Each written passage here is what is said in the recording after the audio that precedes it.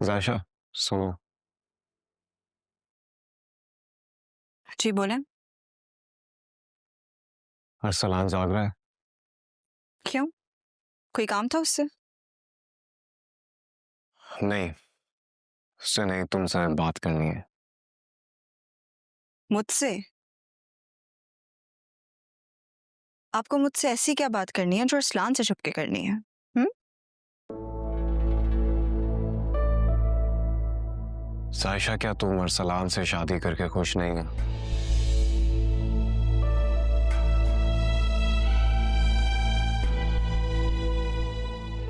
और ये सवाल पूछने का हक आपको किसने दिया?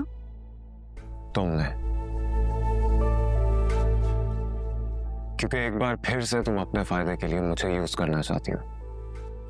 गलत फहमी है आपकी, मैं ऐसा कुछ नहीं कर रही। अच्छा, तो फिर ये रोज मेरी पसंद के खाने क्यों बनवाती हो तुम? सिर्फ अरसलान को चिढ़ाने के लिए ना? ये मुझे वैल्यू देना नहीं है तो और क्या है सायशा?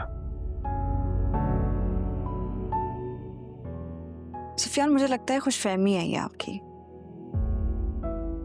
आपको लगता है कि आप मेरे लिए बहुत अहम है।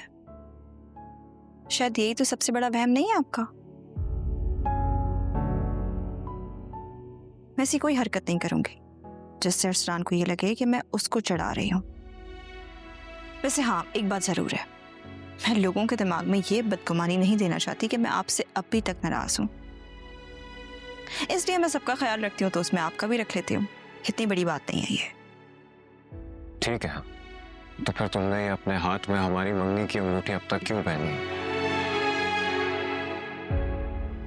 मैं अहम नहीं हूं तुम्हारे लिए तो इसे उतार के फेंको। सिर्फ अरसलान को तंग करने के लिए तुम ये सब कुछ कर रही हो। ऐसा नहीं करो सायशा।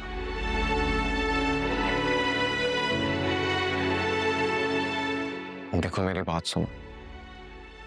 मैं जानता हूं अरसलान तुम्हारे साथ मिसबिहेव कर रहा है, लेकिन उसके मिसबिहेव करने की वजह भी तो तुम ही क्रिएट कर रही हो ना। कोई भी शौहर ये बर्दाश्त नहीं कर सकता कि उसकी बीवी का पास्ट उससे जुड़ा रहे, चाहे वो उसका भाई क्यों ना हो। सायशा, सुफियान, आपको नहीं लगता कि आपको मुझे लेके कुछ ज्यादा ही गलत फहमियां हैं?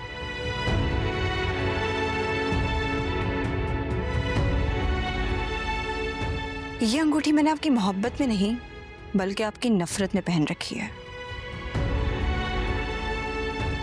क्योंकि जब जब मैं इस अंगूठी को देखती हूँ ना, मुझे याद आता है कि आपने किस तरह मेरी मोहब्बत को जलील और रुस्वा किया और किस तरह आप मेरी मोहब्बत का मान ना रख सके। अखां विच हंझू मेरी सोचां विच